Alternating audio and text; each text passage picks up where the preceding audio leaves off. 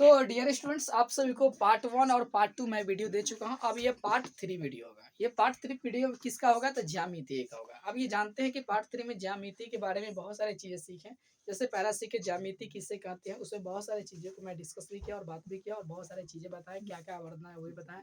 दूसरा वीडियो था कि ज्यामिति पढ़ने का क्या करना है, यानी हमें ज्यामिति क्यों पढ़ना चाहिए। और तीसरा जो है ना, क्या कहते हैं, चलते हैं ये पार्ट 3 में कि कोण और समांतर से रिलेटेड।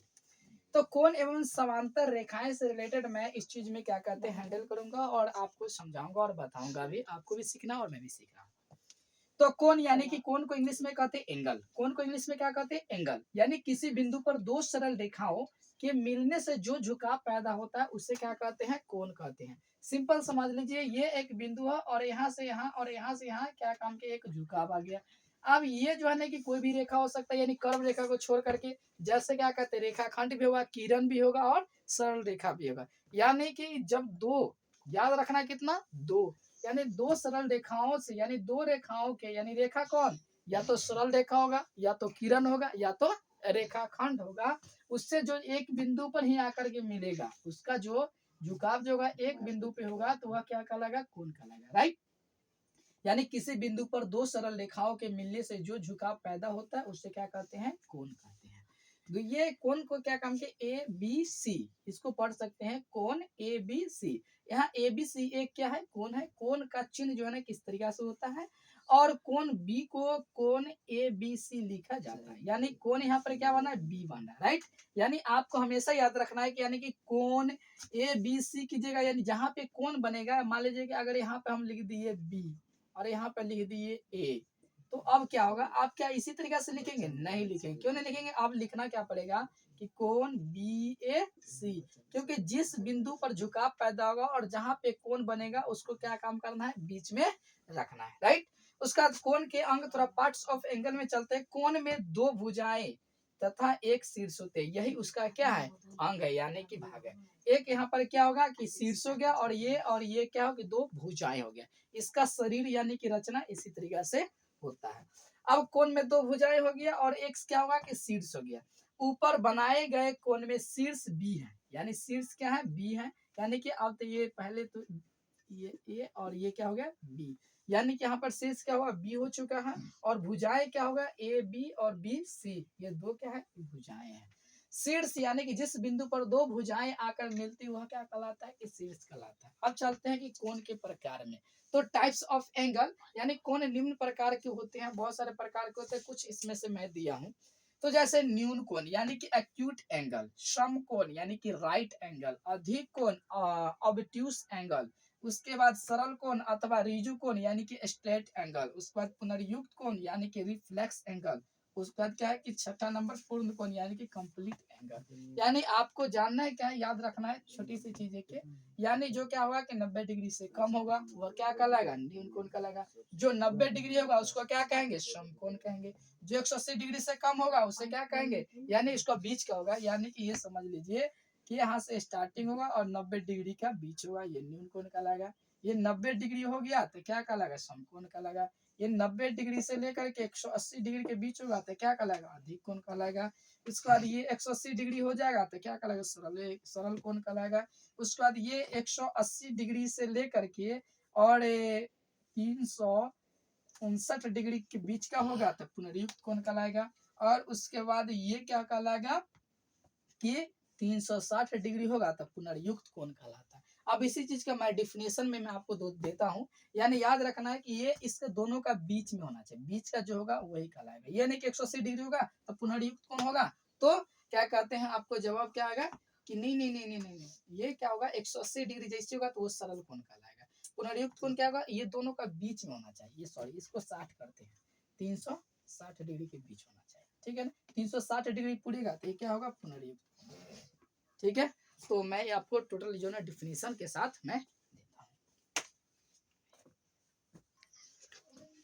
तो जैसे मैं आपको क्या कहते हैं चीजें को बताया था, थोड़ा चलते हैं कि सभी का परिभाषा की ओर। जैसे मैं कुछ संक्षेप में बता ही दिया था कि न्यून कोण यानी कि एक्यूट एंगल किसको कहेंगे? तो 0 डिग्री से लेकर के 90 डिग्री के बीच के कोण को क्या कहेंगे? न्यून कोण कहेंगे। यानी समझ लीजिए कि ये 0 डिग्री से लेकर 90 डिग्री, यानी कि 1 डिग्री से लेकर 1 डिग्री भी न्यून कोण हो गया और 89 डिग्री भी क्या हुआ कि न्यून कोण हो गया। राइट। उसके बाद कह रहा है कि यहाँ पे इस तरीके से लिख सकते, तो सब चीज तो समझ में आ ही गया होगा आपको। दूसरा कि समकोण, यानी कि जो 90 डिग्री का ही होगा, जो 90 डिग्री का ही होगा वह क्या कहलाएगा, समकोण कहलाएगा। तीसरा अधिक कोण, यानी कि 90 डिग्री से बड़ा और 180 डिग्री से छोटा, यानी समझ लीजिए कि 91 डिग्री भी होगा, यह क्या होगा, अधिक कोण होगा, और 179 डिग्री भी होगा तो क्या कहलाएगा, अधिक कोण कहलाएगा। 180 डिग्री होगा तो वह क्या कहलाएगा कि सरल कोण कहलाएगा, राइट।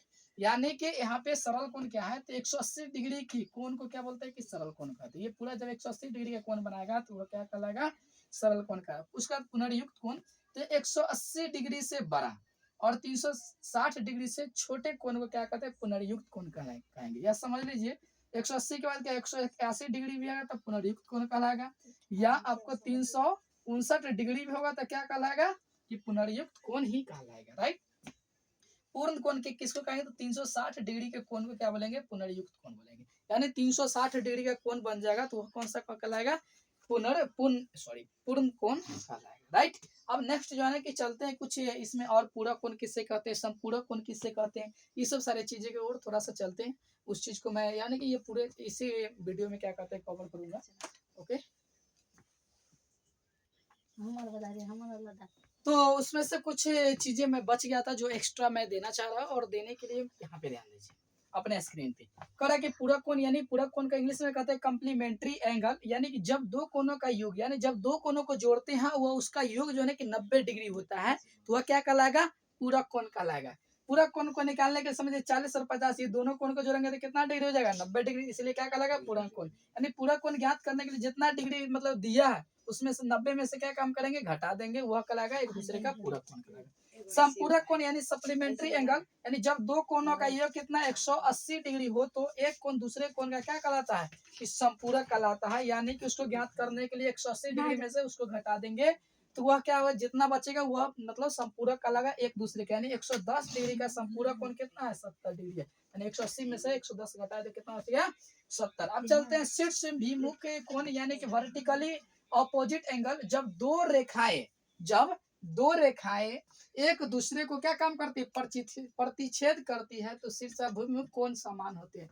यानी एक दूसरे को क्या कहते हैं, काटा, ये इसके बराबर होगा और ये इसके बराबर होगा, ये इसके बराबर होगा तो ये वाला इसके बराबर होगा, राइट।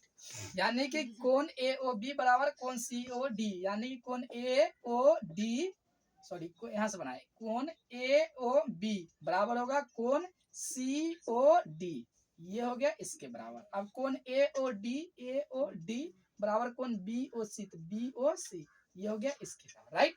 यानी इसको लिख सकते हैं कि कोण एक बराबर कोण तीन, एक बराबर तीन और दो बराबर चार। आसन कोण यानी कि एडजेसेंट एंगल, जब कोणों का योग, कोणों का शीर्ष तथा एक बीच की भुजा उभयनिष्ठ हो तो वे आसन कोण कहलाती हैं। यानी कि समझ लीजिए कि एक जो होगा मतलब कितना भी होगा, मतलब मान लीजिए कि ये 50 भी होगा और ये बन गया कितना 30 डिग्री हो गया, तो इसमें एक उभयनिष्ठ निकल के आ जा रहा है, एक भुजा उभयनिष्ठ इसमें बीच में डाल दिया गया है, ये क्या कहलाएगा, आसन कोण कहलाएगा। नोट याद रखेंगे, ए ओ सी तथा कोण बी ओ सी क्या है कि आसन कोण है, ठीक है, कोण आसन कोण नहीं है, यानी कि यही आसन कोण है। ये नहीं कि कोण जो है ए ओ सी और कोण ए ओ बी इस तरीका से नहीं लिखना है, राइट। यानी ए ओ बी और बी ओ सी, यानी ए ओ बी ये हो गया और बी ओ सी ये हो गया आसन कोण एक दूसरे, राइट। ये नहीं कि एगो लिख लेंगे एगो को पूरा लिख लेंगे, ऐसा नहीं। रैखिक युग्म कोण यानी कि लीनियर पेयर एंगल, जब दो आसन कोणों का योग कितना 180 डिग्री होगा तो वे रैखिक युग्म कोण कहलाता है। जैसे समझ लीजिए कि यहाँ पे कोण बना कितना है, बी ओ सी, एगो कोण क्या बना, मतलब ए ओ सी, यानी दो कोण है, दोनों कोण को जोड़ेंगे तो अगर 180 डिग्री होगा तो वह क्या कहलाएगा कि रैखिक युग्म कोण कहलाता है। तो डियर फ्रेंड, आप सभी को मैं आपको एक ही इस वीडियो से बहुत सारी चीजें सीखी हैं तो जरूर लाइक कर दीजिए और दबा करके शेयर कर दीजिए, और फिर मिलते हैं नेक्स्ट क्या करते हैं। अब चलेंगे क्या, कोण तो पढ़ा दिए पूरी तरीके से सब कुछ, समांतर रेखाएं की ओर, तो उसके लिए जो है ना कि आपको पार्ट 4 मिलेगा, राइट।